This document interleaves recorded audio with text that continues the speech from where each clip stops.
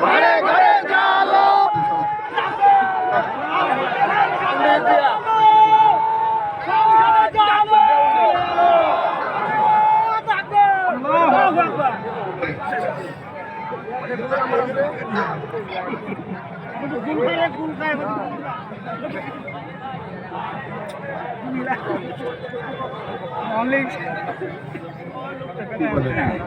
رب العالمين والصلاة والسلام على سيد الأنبياء والمرسلين وعلى آله وأصحابه ومن تبعهم ودعا بدعوتهم إلى يوم الدين أما بعد أعوذ بالله من الشيطان الرجيم بسم الله الرحمن الرحيم ولا تحسبن الله غافلا عما يعمل الظالمون صدق الله العظيم বাংলাদেশ খেলাফত মজলিস পঞ্চগড় জেলা শাখা কর্তৃক আয়োজিত পঞ্চগড় জেলা স্টেডিয়ামে আয়োজিত আজকের এই বিশাল গণসমাবেশে উপস্থিত সংগ্রামী সভাপতি, উপস্থিত বাংলাদেশ খেলাফত মজলিসের কেন্দ্রীয় ও জেলা নেতৃবৃন্দ, অন্যান্য সমমনা সংগঠন সমূহের জেলা নেতৃবৃন্দ, সহযোগী সংগঠন সমূহের নেতৃবৃন্দ,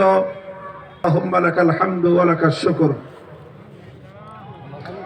সংগ্রামী সাথী ও বন্ধুগণ, আজকের এই নিরাপদ শান্তিপূর্ণ একটি সম্প্রীতির বাংলাদেশে আমাদের উপনীত হতে অনেক ত্যাগ এবং কোরবানি স্বীকার করতে হয়েছে, অনেক মায়ের চোখের অশ্রু ঝরাতে হয়েছে, অনেক ভাইকে রক্ত দিতে হয়েছে, অনেক মানুষকে শাহাদাত বরণ করতে হয়েছে।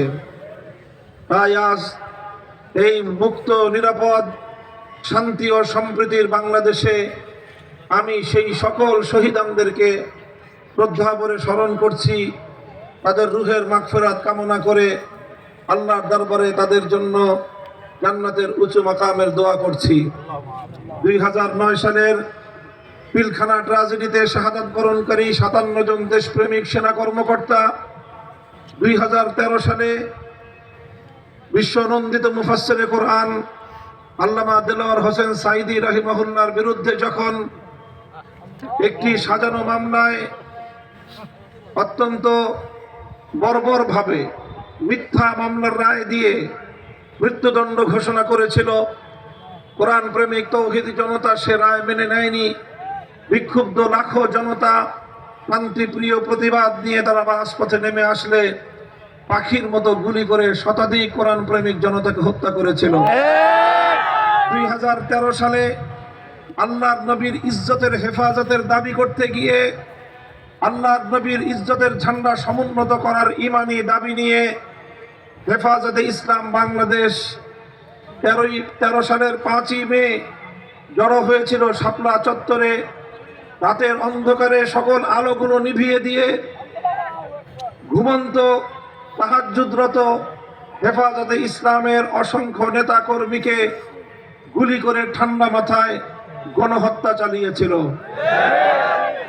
2014, 15, 16 এই সময়গুলোতে একতরফা নির্বাচন করে বাংলাদেশের জনগণের ইচ্ছা এবং অভিপ্রায়ের বিরুদ্ধে ভিন দেশি কোনো একটি রাষ্ট্রের আশীর্বাদে তাদের সমর্থন নিয়ে বাংলার ক্ষমতার মসনদকে জোর করে দখল করে রাখার জন্য ফ্যাসিস্ট হাসিনা সরকার অসংখ্য বিরোধী নেতা কর্মীদেরকে গুম, খুন ও হত্যা করেছিল। 2021 সালে বাংলাদেশের স্বাধীনতার সুবর্ণ জয়ন্তী উদযাপনের প্রাক্কালে হেফাজতে ইসলাম সহ দেশপ্রেমিক তৌহিদি জনতা গুজরাটের কসাই খ্যাত কুখ্যাত নরেন্দ্র মোদীকে বাংলাদেশে এনে বাংলাদেশের মুসলমানদের এবং বিশ্ব মুসলিম উম্মার রক্ত নিয়ে উপহাস না করার জন্য শেখ হাসিনাকে স্বনির্বন্ধ অনুরোধ জানিয়েছিল। বিনিময়ে শান্তিপ্রিয় প্রতিবাদে শেখ হাসিনার খুনি সরকার ঠান্ডা মাথায় গুলি করে হেফাজতে ইসলামের অসংখ্য নেতা কর্মীকে হত্যা করেছিল।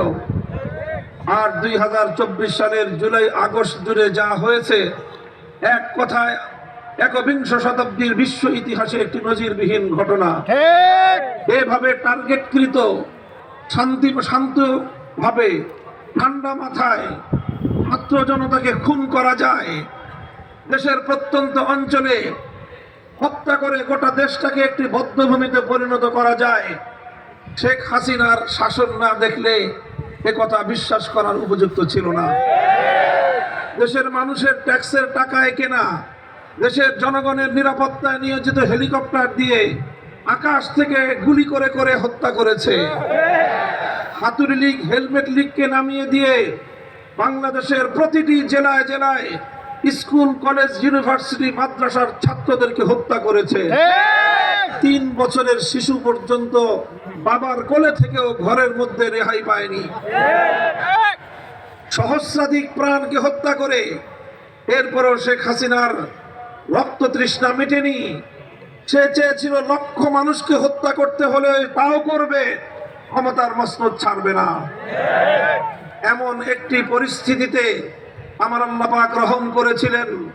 এদেশের মানুষ একটি শপথ করেছিল, আর মানুষের সেই শপথের কথা ব্যক্ত হয়েছিল একজন পুলিশ কর্মকর্তার ভাষায়। আপনারা দেখেছেন সামাজিক যোগাযোগ মাধ্যমে ব্যাপকভাবে প্রচারিত একটি দৃশ্য। একজন পুলিশ কর্মকর্তা তৎকালীন খুনি স্বরাষ্ট্রমন্ত্রীকে বলছিল যে, স্যার, একটা গুলি করলে একটাই মরে, বাকিটি ভাগে না, অন্যগুলা যায় না, বরং আরো আগে আসে। এই যে সাহস, এ শক্তি, এটা আল্লাহ পাক জুগিয়েছিলেন বাংলাদেশের তরুণ প্রজন্মের হৃদয়ে।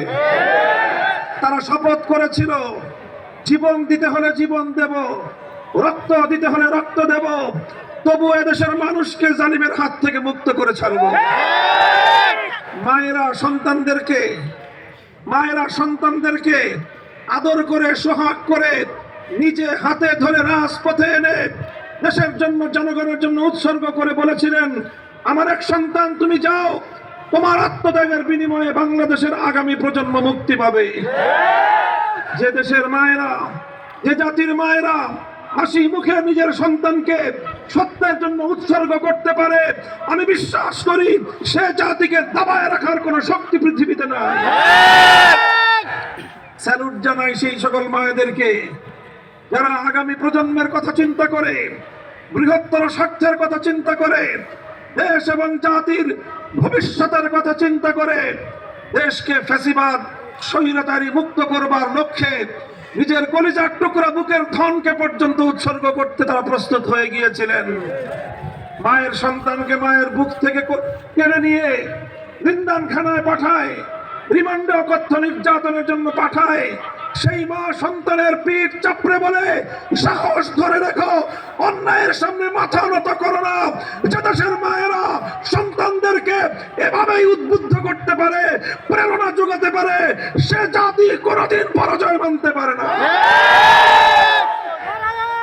সংগ্রামী সাথী ও বন্ধুগণ, এভাবেই এক অকুতভয় একটি জাতির আত্মত্যাগী সংগ্রামের মধ্য দিয়ে 2024 সালের 5ই আগস্ট বাংলাদেশ নতুনভাবে স্বাধীন হয়েছে, নতুনভাবে মুক্তি লাভ করেছে। স্বাধীনতার এই প্রাক্কালে এসে, স্বাধীনতার এই সুন্দর সময়ে এসে একটি কথা আমি বারবার স্মরণ করিয়ে দিচ্ছি। মুক্তিকামী ফ্যাসিবাদ বিরোধী ছাত্র জনতাকে বিশেষভাবে আমি স্মরণ করিয়ে দিতে চাই, স্বাধীনতা অর্জন করা যতটা কঠিন, স্বাধীনতা রক্ষা করা তার চেয়ে বেশি কঠিন। আমাদের এ কথা ভুলে গেলে চলবে না। এবং আরেকটি তিক্ত অভিজ্ঞতার কথাও আমরা মনে করিয়ে দিতে চাই। আমরা অনেকগুলো আধিপত্যবাদী শক্তির বিরুদ্ধে লড়াই করে এই স্বাধীন বাংলাদেশ অর্জন করেছিলাম। এই স্বাধীন বাংলাদেশ অর্জন করতে গিয়ে আমাদেরকে একটা সময় ব্রিটিশ বেনিয়ার সাম্রাজ্যবাদের বিরুদ্ধে লড়াই করতে হয়েছিল। একটা সময় এই পূর্ববঙ্গের মুসলিম জাতিসত্তার উন্মেষ ঘটানোর জন্য, তাদের উন্নতি অগ্রগতির জন্য পশ্চিম বাংলার রবীন্দ্রনাথ ঠাকুরদের নেতৃত্বাধীন সাম্প্রদায়িক অপশক্তির সহিংস আন্দোলনকে মোকাবেলা করতে হয়েছিল।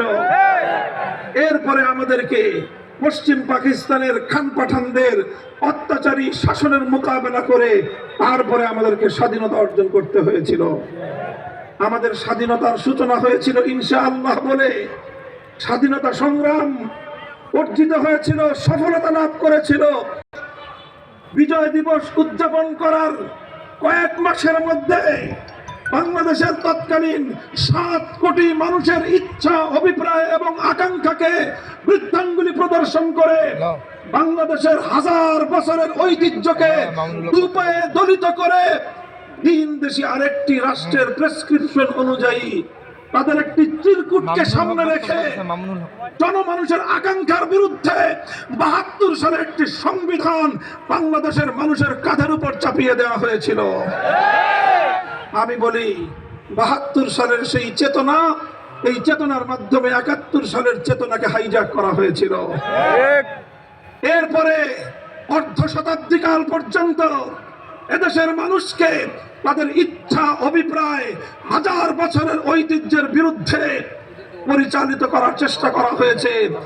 একতরফা ভিনদেশী অভিপ্রায়ের সংবিধান দিয়ে বাংলাদেশকে শাসন করা হয়েছে। মাঝে মাঝে কিছু অ্যামেন্ডমেন্টের মাধ্যমে এদেশের মানুষের চিন্তা চেতনাকে সংবিধানে সংযুক্ত করার চেষ্টা করা হয়েছে।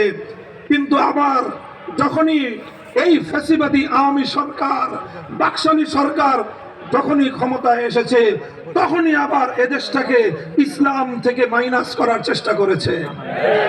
সংবিধান থেকে আল্লাহর উপর অবিচল আস্থা এবং বিশ্বাসের ধারাটিকে বিলুপ্ত করে দিয়েছে। সংগ্রামী সাথী ও বন্ধুগণ, এই কথা আমি এজন্য বলছি, 2001 সালে যেভাবে আমাদের বিজয়কে ছিনতাই করেছিল, 2024 সালেও সেই ষড়যন্ত্রকারী শক্তি, ইসলাম বিরোধী শক্তি, বাংলাদেশের হাজার বছরের ঐতিহ্য বিরোধী শক্তি, তারা কিন্তু বসে নেই। এক হাসিনা নাই, কিন্তু হাসিনার অনেক দোসর এখনো বাংলাদেশের মাটিতে আছে। তারা আবারও 24-এর